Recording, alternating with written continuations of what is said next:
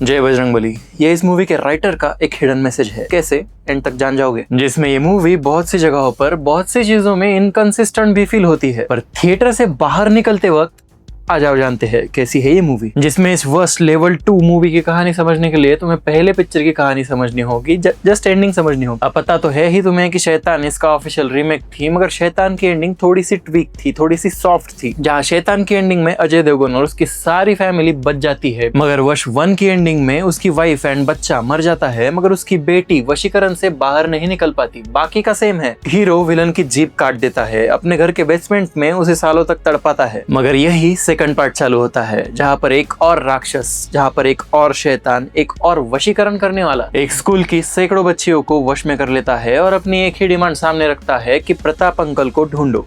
यानी आरमाधवन का कैरेक्टर, इसमें वो दूसरे एक्टर का है। और इसी सिचुएशन में हीरो कैसे इस नए शैतान को हरा पाता है, इस नए शैतान का प्रताप यानी पुराने शैतान से क्या कनेक्शन है, और इसके आखिर में तो बच्चियां बचती है कि नहीं, वशीकरण से बाहर निकलती है कि नहीं, ये इस मूवी की कहानी है। जिसने screen play and story line level पे तो एक टोटली फ्रेश फील दिया। कुछ नया लग रहा था, प्रेडिक्ट नहीं कर पा रहे थे क्या होगा आगे। मतलब ऐसा कुछ out of the box mind blowing Hollywood level ऐसा कुछ नहीं है, मगर इंडियन सिनेमा के हिसाब से, स्पेशली हॉरर मूवीज के हिसाब से story line and screen play वाकई इंप्रेसिव एंड फ्रेश थे। विजुअली भी ये अपना एक अलग अप्रोच रखते हैं, जहाँ पर मोस्टली सभी हॉरर मूवीज रात में ही प्लेस्ड होती है, मगर इस मूवी में लगभग आधे समय दिन रहता है। स्पेशली शुरुआत में फर्स्ट हाफ में जो मोस्टली डेवलपमेंट के लिए रखा गया है, सारी story line writing level masterpiece art second half में देखने मिलेगा। मगर फर्स्ट हाफ में विजुअल्स में एक और चीज फील होती है, वो बड़ी बड़ी रियल एस्टेट एड्स नहीं होती क्या, सब चीजें फुल कलरफुल, हरा भी, पीला भी, नीला भी, पांडरा भी, वैसे विजुअल्स फील होते हैं। एकदम ब्राइटनेस ज्यादा, एकदम ब्राइट सब कॉन्ट्रास्टी। एज अ सिनेमा,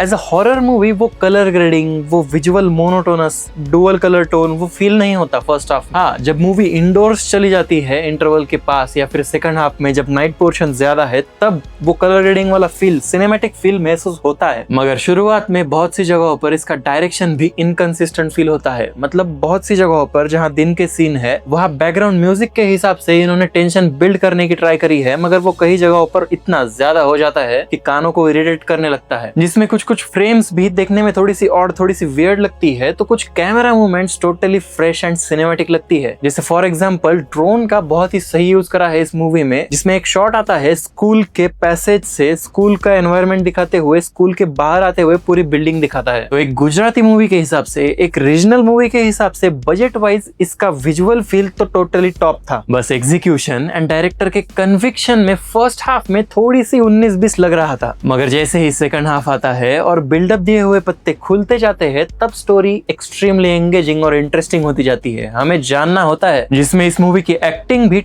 एक ड्रामेटिक वाला अप्रोच रखती है, मगर एक सटल वे में। स्पेशली ये नया विलन और हमारा वश 1 का पुराना ही हीरो वाला कैरेक्टर, इनके सामने के जो फेस ऑफ वाले ड्रामा सीन्स है, टोटली इंप्रेसिव। मतलब ऐसे कुछ over the top over expressions नहीं देते फेस के, मगर आंखों ही आंखों में, बॉडी लैंग्वेज में ही उनका इमोशन, उनका भाव कन्वे हो जाता है। जिसमें स्पेशली तारीफ बनती है इसके सेकंड हाफ की। कुछ ऐसे क्वेश्चन 2-3 जगहों पर छोटे छोटे इनडायरेक्टली छोड़ दिए जाते हैं, तुम सोचते रहते हो, और क्लाइमैक्स में जाके सबका एक कंक्लूजन मिलता है कि ये देखो, ये थी पूरी केस। फॉर्मूला सब जगह वही रहता है, मगर स्टोरी में तुम किस तरह अपना अलग फ्लेवर ऐड कर पाते हो विजुअली, अपनी कॉन्सेप्ट, और इसी कॉन्सेप्ट लेवल पे ये मेकर्स जीत जाते हैं, जो फ्रेश लगती है बहुत। मगर उसमें भी ये बस 1.5 घंटे की मूवी है, तो ऐसा तो फील होता है कि कॉन्सेप्ट पे थोड़ा और काम कर सकते थे, थोड़ी और डिटेलिंग, डेप्थ ऐड कर सकते थे। ऐसा नहीं कि 1.5 घंटे की मूवीज मैंने देखी नहीं है, हॉलीवुड की सारी हॉरर मूवीज 1.5 घंटे के आसपास ही रहती है, तो इनकी भी ये चॉइस कोई बुरी नहीं है, मगर उसमें वो डेप्थ थोड़ी सी फील होती है कि चाहिए थी। और जिसमें अगेन एग्जीक्यूशन लेवल पे तो थोड़ा सा कहीं पे, अगर तुमने बहुत ही मूवीज देख ली है तो रीजनल मूवी है, ये जान जाओगे, वो फील आ जाएगा। मगर इसकी स्टोरी के लिए, इसके कॉन्सेप्ट के लिए और इसके क्लाइमैक्स के लिए ये एक मस्ट वॉच बन जाती है। थिएटर से बाहर निकलते ही तुम टोटली सेटिस्फाइड होकर निकलते हो। जिसमें उतना ही क्रेडिट जाता है इस मूवी के ग्राफ को भी, जहां पर शुरुआत में ये डेवलपमेंट के लिए तो टाइम लेती है, मगर इंटरवल के पास इस मूवी का एक हाई पॉइंट आता है, इंटेंस टेंस फील आती है, और वही फील सेकंड हाफ में कंटिन्यू होती है, और थोड़ी से हाईज एंड लो के साथ second half totally 5th gear में चलता है। अब डायरेक्टर का इनडायरेक्ट मैसेज क्लियर करूं तो ऑब्वियसली तुम्हें पता ही है वश